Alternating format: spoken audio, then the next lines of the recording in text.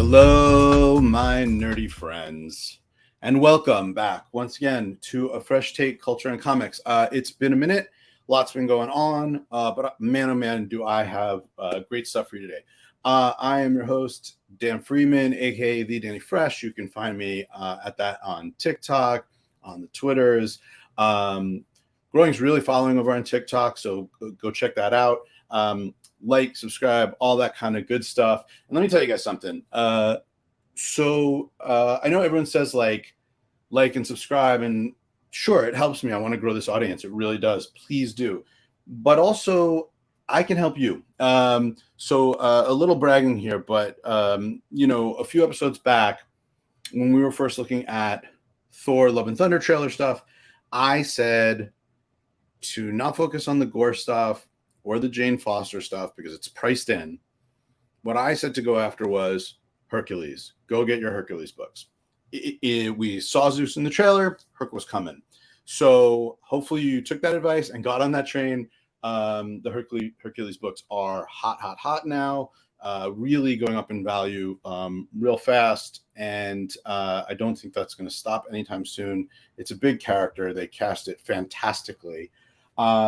If you missed on the big keys, because those are expensive books, I do still think there's room, but I think the party's not over. Let me give you a couple things to look at that make for, I think, good spec books, but also just good. They're great to have in your collection. So this is the original Champions run. They are very available in high grade. They've gone up a little bit, but nothing crazy. They're gorgeous 70s books, and Hercules led that team. He's front and center. The other thing, again, super duper affordable, is his first solo title was this miniseries that more than anything really established his kind of modern voice. And that's a very obtainable series. Awesome reads, great to have in your collection. So go get your Herc books. If you follow me on TikTok, you may have heard me talk about this, but this is a reason to follow me over on TikTok. I had been championing the series 8 Billion Genies, which we're going to be talking about, spoiler, in a few different topics here, but when we get to early contenders for Comics of the Year. But 8 Billion Genies is a limited series that has really taken on like gangbusters.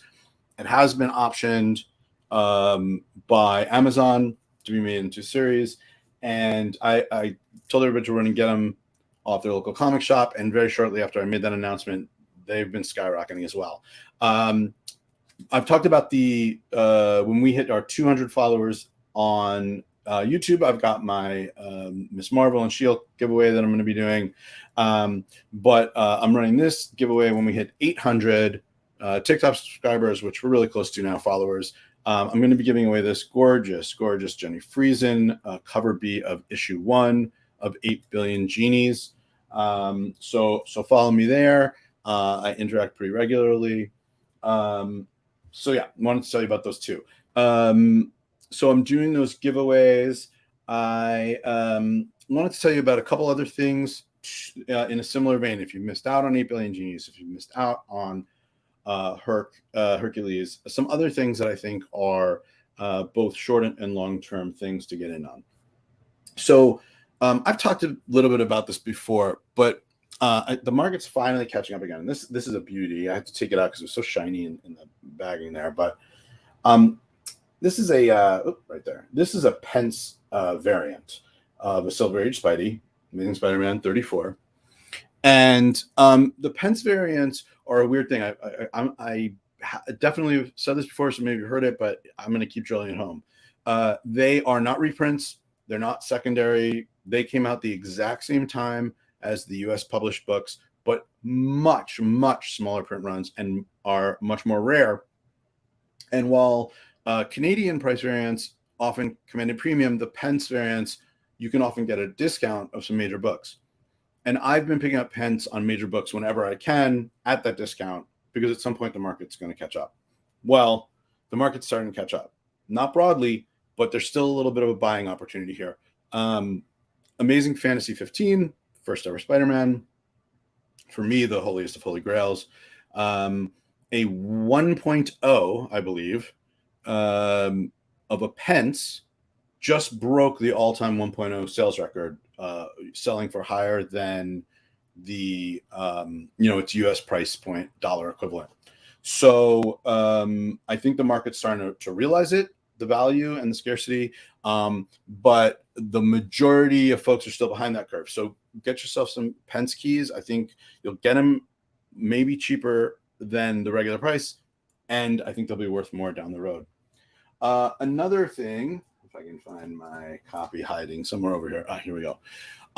Look, this is not a new series to any comic faithful, but guys, get your Sandman books. The series is coming to Netflix. Maybe it'll hit, maybe it won't. I have some faith, but it's an all-time series. It is something you'd always want in your collection. It's one of the great iconic reads, influenced a generation of comic creators. And while there has been certainly some price acceleration in some of the keys, kind of across the board, they're still relatively affordable in relationship to the market. And with the market as a whole being kind of soft, there's buying opportunities out there. You might even be able to pick up a whole run for a very reasonable price. And I think Sandman, it's an all-timer series, collectability, speculative value, investment value. So I would definitely be looking at that. A couple others I'm going to get into later on as we get into some of there's a bunch of comic news that dropped in the last week, and some casting stuff. But the last one I'll get to now and touch a little bit deeper later. Riri Williams. So if you're in the know, Riri's not an unknown name or anything like that. And sometimes she can be a controversial name.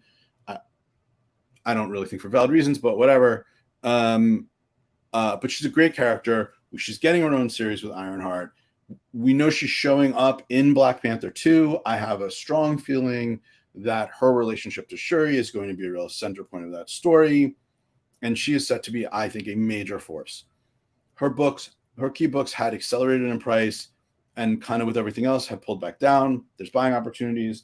But in particular, some of her issues where she's in Wakanda, there's a really great cover of her first time meeting Shuri. She's got some lovely variants. I'm going to show you my favorite Riri cover. I've shown it before. It is the Invincible Iron Man 1, the Steam variant. It is just an absolute stunner. And she doesn't have a lot of great covers, to be honest. So I know a lot of people like the Decal cover, but I would look at that Invincible Iron Man 1, the Steam variant. It's just beautiful. And there's not that many out there. One other thing I wanted to talk about.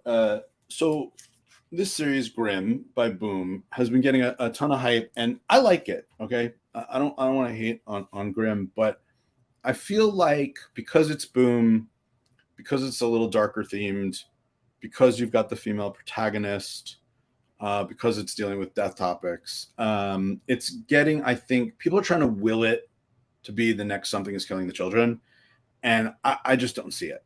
I don't see it. I think you're chasing, if you're chasing Grimm. I'm not saying don't get it, don't read it. If you like it, absolutely collect it. I would not pay premium prices for Grimm. I just personally, I don't see it. And I think it's being forced into a position it hasn't really earned. I think there is a book that compares well with Something is Killing Children that I'm going to talk about in my Comic of the Year contenders that I think is being way slept on and I absolutely love, but we will get there when we get there. All right, so some big announcements. Announcement 1. I've been teasing this for a while, but it's here, so I'm going to talk about it. On Friday's show, just a couple days from now, we're going to be live with writer, producer, Dara Resnick. Now, Dara is, full disclosure, an old friend of mine, and has an incredibly accomplished career. A lot of the different projects she's worked on. She's currently co-show running The Horror of Dolores Roach for Amazon and Blumhouse. But the show you most know her for is when she was co-executive producer and a writer on Netflix's Daredevil, which is considered by many, and including me, to be the best of this modern superhero content and IP that we've been getting. I really think it was a high water mark. So we're going to be talking to Dara about her career, her process, the topic of adaptation, of taking source material and turning it in, comic source material and turning it into TV content, and just what it's like creating work in the current environment. And I'm sure a lot of other really interesting topics. She is so smart, so creative, really thoughtful and earnest. And, for those of you that love those Netflix series, we are going to get some really, I think, great details about how the Daredevil show came together. So join us on the live. I'll take questions as I can. I believe we're going to be going live at our standard 6 p.m. Pacific. That might be a little fluid because she is on a shoot schedule. So if we get time updates, I'm going to let you guys know that. Another thing I wanted to talk to you all about. So, a lot of times people will ask me from here, followers on TikTok, friends in real life, what tools I use to track my collection, to track selling trends, etc. And the answer that I typically give them is I use cover price. Oh, wrong side of the. I'm so good at this. There we go. I use cover price. And coverprice.com, COVR, PRCE. They've got mobile apps, desktop. What it does is it is a combination of both like a price guide and a database. So you can track your entire collection, enter all your books, your variants, etc. And Cover Price uses real sales data. They're not following anecdotal evidence, but actual hard sales to assign fair market values to your books, and then will associate that to the collection that you've updated. So you can track your collection as a macro, a total number, individual books. They'll let you know what's trending upward, what's your biggest movers, what's your rarest books, etc. It's just an awesome tool. And on top of that, while they're doing that work so that you don't have to follow all the different sales, weekly they put out their top 10 list, which really turns into a top 20 list. Again, from hard sales data, amount sold, price sold at, not this is the book that we think should be hot. And then really, I think unique to the industry, their mover and shaker list, which gives you either market setters like all-time sales prices or really noteworthy outlier sales, and will also give you some books that they're watching and thinking might be noteworthy moves in the near future. So what I'm going to be doing now is working with Cover Price, using those lists, their top 10s and their mover and shaker list. And I think starting next week, I'm going to be giving you some content looking at a couple books on those lists that jumped out at me as really noteworthy, that can inform us not just, okay, this is what the sale was, but why do we think that's happening? Is that particular book successful, sustainable, that price path? But more importantly, what can inform us about where the market might be going? Similar types of books, so that you can be better informed about where to, look, all our pockets are tightening these days. The pie is getting ever sliced thin. So we have to be really smart about it. And so we can, project forward some projects and some books that we think are worth that sort of time or focus, or something that might be declining and offering a buying opportunity, or letting us know that a certain trend is running out of steam. So I'll be using those fantastic lists that are derived, again, from actual sales data to create that content. So listen, in regards to Cover Price, you don't have to take my word for it. They have a paid subscription, which is so worth it. But here's the best part, 10-day free trial. So create an account, check it out, play around, week and a half. If it's not for you, move on. My bet is it will be. It's a very reasonable tool with a lot of features that I use. And I'm not being paid to tell you that. It is actually a tool I used before I started doing this content, but really great company. And I look forward to, sharing their hard work with you guys and to inform you more. Okay. So let's bring out a little bit of news here. 1 second. There's been a ton of comic news. As I'm recording this, San Diego Comic-Con's getting underway. Lots of information is going to be coming out of that. I will respond as best I can. It's a little bit easier for me to respond more in real time in other social media platforms. So again, you might want to follow me over there. TikTok's what I'm most active in, but you can also find me on Twitter. But a couple of new points of news I wanted to hit. One, casting rumors. So, we always get casting rumors. But this time of year, especially as the cons get going and the big ones get going, we get a lot of it. But there are two that started floating around that I wanted to full-throatedly endorse. I have no idea if they're real or not. One makes a little more sense than the other, but I'm just all about it. So one is that Giancarlo Esposito as Professor X. Mwah. And then I had never thought about this till I heard it. And the second I heard it, I was like, yes. Jason Segel as the Thing from Fantastic Four. Both of those are just, fantastic casting in my opinion. Obviously, Professor X, we've had a couple of iconic portrayals, so it's going to be hard to cast it. But, Giancarlo, I think, would be fantastic. We're pretty familiar with him at this point in a lot of major roles. He's certainly up for the task, and he carries that kind of gravitas with him, and that sense of intelligence that I think really will play well. So those are two casting pieces I wanted to pass along there. If you haven't heard yet, both Charlie Cox and Vincent D'Onofrio from the Daredevil Netflix series that we're talking about who both popped up in different small slots in Phase 4 MCU projects, are going to be part of the Echo Disney Plus series. So I'll ask Dara about that, actually, see if she has any kind of insight into that. I don't know what she'll be able to share or not. But getting Daredevil, getting Kingpin into the Echo series. Why do I bring that up? Well, aside from the fact that I think that's just exciting, I think Echo was the breakout star in the Hawkeye series.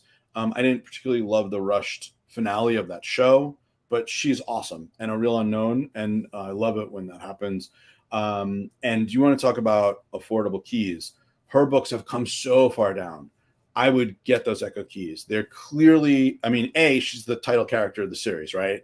She's the centerpiece. But if they're giving her heavy hitters like D'Onofrio and Cox, they're leaning hard into that series. And those books have just come way down. And all her keys are beautiful Daredevil books during the run where David Mack was doing the covers. And David Mack is just, one of our modern masters. So they're beautiful covers. They're key issues. They were lower print runs.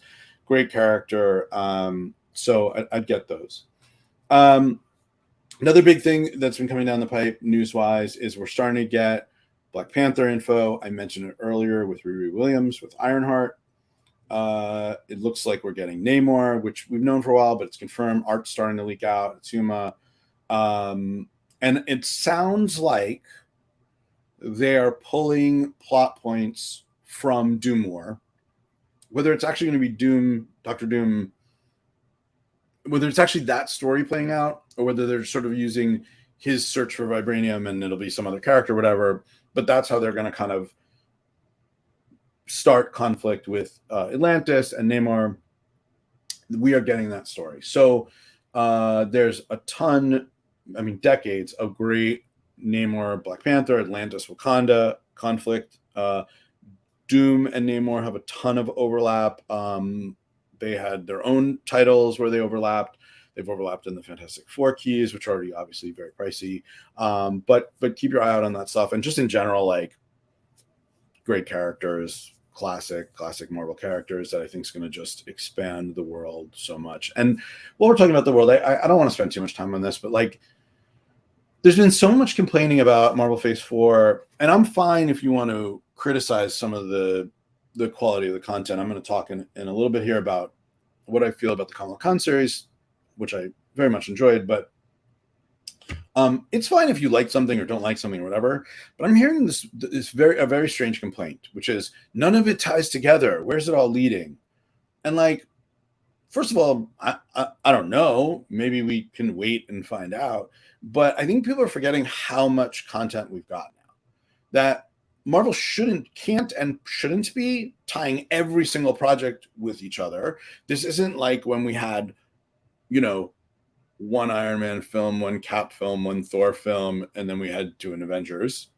We've got a lot of different paths going on at once. I think there are going to be overlaps in different places.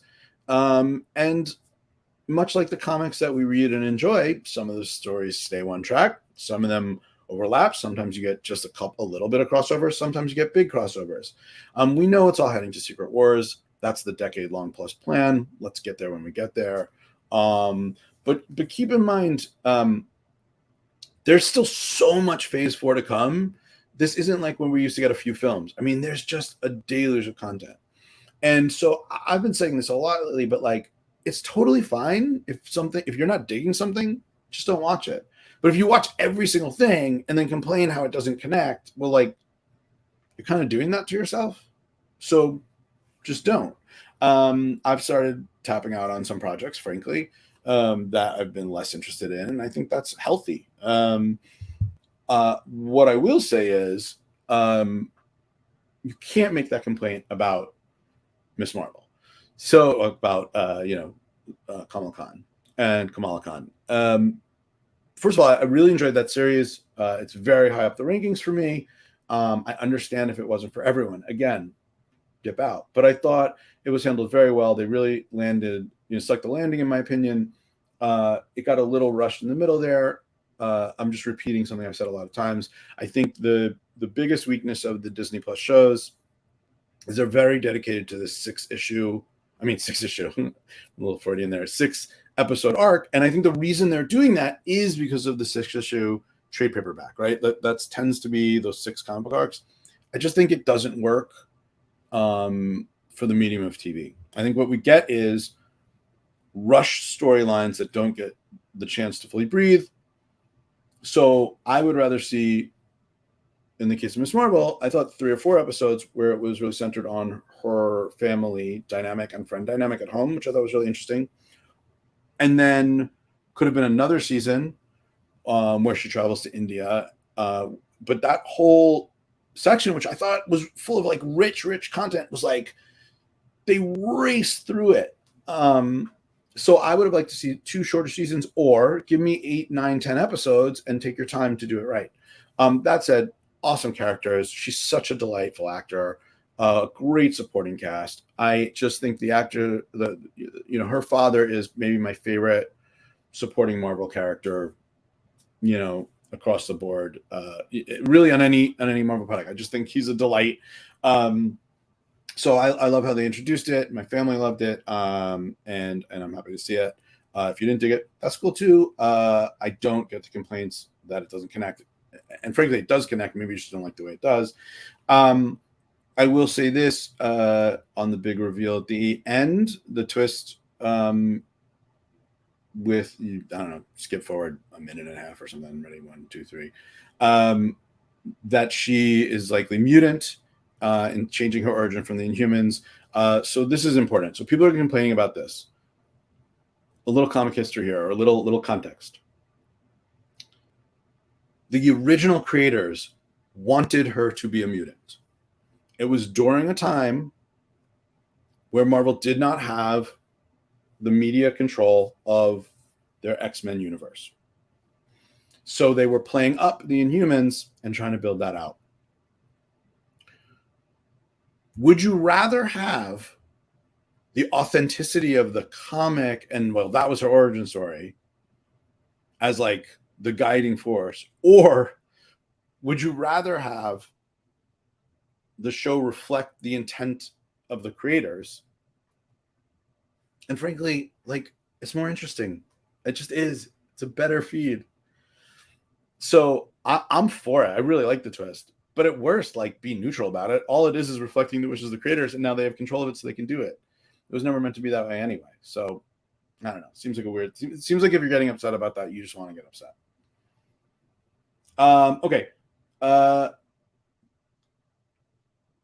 one other thing that I'm going to get to my comic contenders of the year, my early comics of the year, my early contenders or comic of the year. So there's been a lot of comic book company layoffs going on. This with Time Warner Media, that's been going on for a while. Oni Press, big and small. And I'd love to be like, here's what this means, but like, here's the thing. We are going through a world economic crisis. Media consumption is changing. Changes happen. I don't think you need to worry about the state of print comics per se. But I do think you have to recognize that, like, you change happens. That it just is. It's an inevitability in life. And if you're unwilling to recognize the change and the adaptations that companies need to make, consumers need to make, etc., you're always going to be disappointed. So take a breath. I know I'm speaking to a small group, right? Like the majority of you are like, I don't care about what you're saying. But for those of you that are worried about your print comics, I don't think you need to be. Feel bad for folks getting laid off in this economic climate, obviously. But there's going to have to be some industry-wide changes. There just are, and we're in the mix of that. And I don't know whether we know exactly what the other side looks like. And I think you could say that about almost anything going on right now. All right. So let's talk about some comics that I think have been absolute bangers. Now, it's July. We're a little bit more than halfway through the year. I meant to do this a little while ago, but it's been busy. Whoops. Put my logo there. So a lot can still come out. Some of these are only a few issues in. Obviously, I haven't read everything. And shout outs to, I'll give shout outs along the way to a couple series that I either didn't include or I just haven't read and I've heard really good things about. Okay. I just want to check my notes. Two books I've not read at all that many people have said good things to me about are Nightwing, DC. People seem to be really, really loving it. And a book I've just totally slept on, which is the Sabretooth series by Marvel. So, yeah, let me know in the comments if you've read those two, what you think about them. I need to check them out, but I haven't.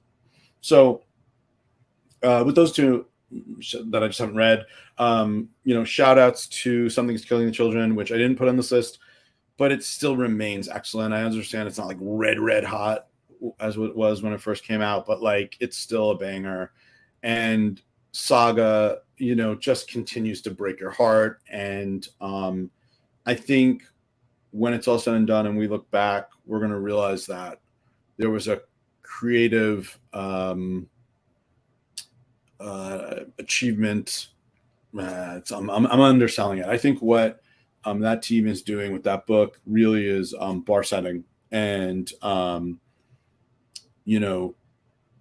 Fiona Staples' art from the mastery of the art form of narrative storytelling in like comic blocks, in panels. Thank you. My brain can catch up to the word. In panels is just unmatched right now. It's supreme. If you've read the most recent issue, the last couple of pages, just and it doesn't work if she isn't so virtuosic in the way she tells her visual stories. So shouts to those books. So what books are on my list? So I'm realizing right now that I didn't pull one by me. So the best ongoing Marvel series this past year, and I think last year too, you had Zdarsky's Daredevil, which has had, it stops and starts. But the other one is Kelly Thompson's Black Widow, which got surprisingly canceled. And I still haven't heard a good reason why. I don't know what's going on there. But it was just fantastic. It was, I think, the best writing the characters ever had. It was the most defining. of her. I think the defining Black Widow run, and I don't know, maybe just enough people weren't reading it and the sales weren't there. But I don't think that was the case. Anyway, highly recommend checking that series out. I think it ended around issue 16. Just beautiful art, killer Adam Hughes covers at like just the top of his game. So yeah, Black Widow, that's the one I didn't have on me. So okay, back to the other one, the aforementioned 8 Billion Genies. Now 8 Billion Genies is a I believe an 8-issue miniseries. We're at issue 3, I think, so far. So there is a while to go, but it's the hype's real. It's the premise is kind of simple when you explain it, and the more you think about it, just kind of the more brilliant it gets, which is essentially that every human on Earth is granted a genie, and that genie allows one wish, and those wishes can be anything. And you can imagine what happens as 8 billion people start making wishes simultaneously. And that's all I'll tell about that story. Everything else, I'll let you discover on your own, but there's a reason it's hot. I would check it out. It's got some beautiful covers, some really fun, funky covers. I don't love the interior art, but it's certainly clean in its storytelling, which is more than I can say about a lot of stuff.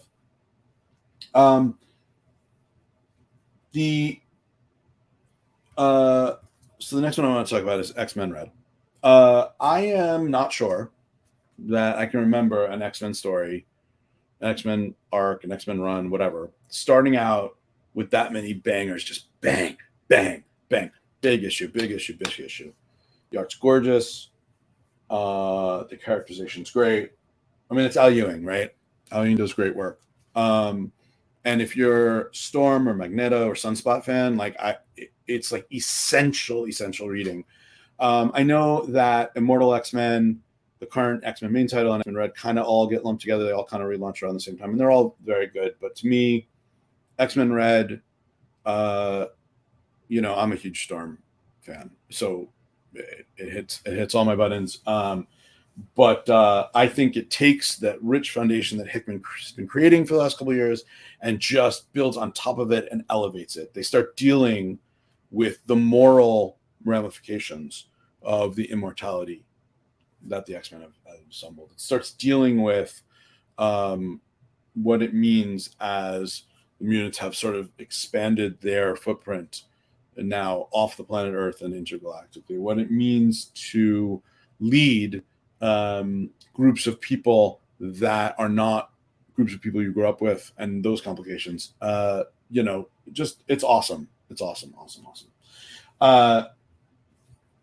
So another book I want to talk about. This is another limited series, Batman Killing Time. I've talked about it here. I dip in and out with Batman, but my favorite Batmans tend to be the isolated, longer form miniseries like this is.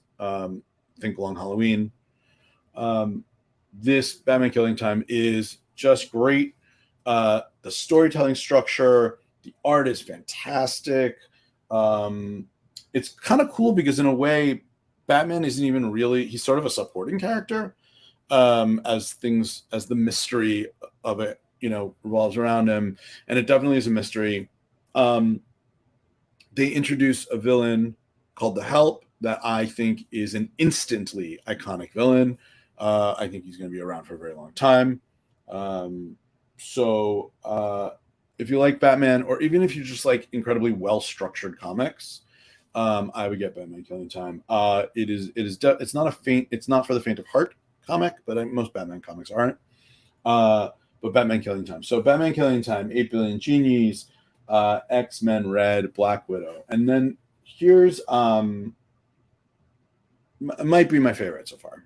From Image Comics, shouldn't be surprised, Jeff Lemire, Dustin Nguyen, Little Monsters. I'm not sure there's a more successful execution of a vision in comics right now. It is unique in its rhythm and its pacing and its coloration and its use of shadows. It is both heartwarming and weird and alienating. It is, it really plays with concepts of life, death, familial love, darkness, essentially young vampires, but like that just doesn't even begin to explain it. Sort of a post-apocalyptic Earth, and mysteries about how exactly things happen and where adults are and aren't, and where kids are and aren't. And I honestly don't want to say anything other than say like it's great. It's if you're a fan of the art form of comics, I don't know how you go wrong with it. And I would say it's my early kind of leader in the clubhouse for book of the year. So that's a short list for me of, I think, books that we'll be talking about as real, comics of the year as we close out the back half. Obviously, new stuff will be coming down the pipe soon. We'll be taking looks at them. I'm curious to know what comics you're loving. I haven't read everything, obviously. So I just wanted to close out with a couple thoughts. One, I'm not going to sell you my feet pics, guys. Stop asking. Why do you all want to see my feet? Okay, now that we've cleared that up. On a more serious note,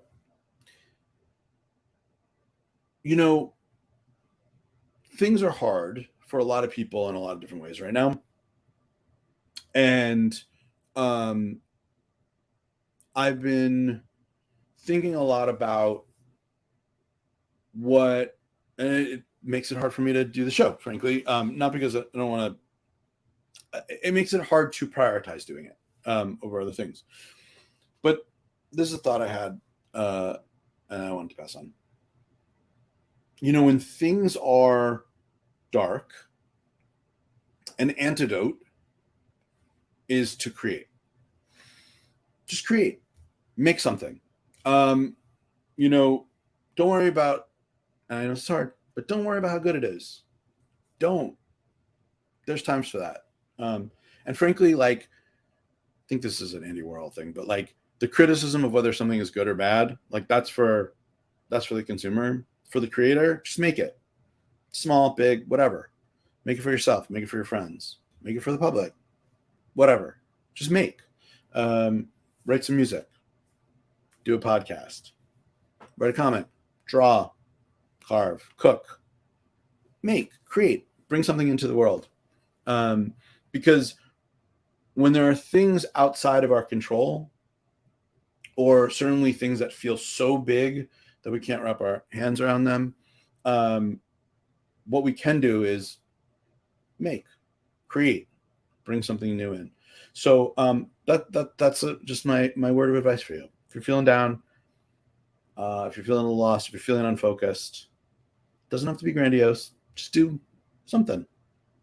Make something. Bring something forward into the world. I don't know. I have nothing more to say than that. Thank you so much for taking the time to watch this. I hope you got something out of it. Like, subscribe. Like I said at the top, I can help you all out. Help me out. Really looking forward to Friday's show. Please join us in the live. Get your questions in. Or if you can't make the live, send me questions that you might want to ask Dara. I think we're going to have a fantastic conversation. Look for Cover Price content next week, I think. And check out Cover Price, coverprice.com. Try 10-day free trial. Check it out. I think it's a great product. And listen, I cannot be bought. I told you I'm not going to sell you my feed pics. However, if you give me yummy food, I will talk about your yummy food. So locally here, Showstopper cookies.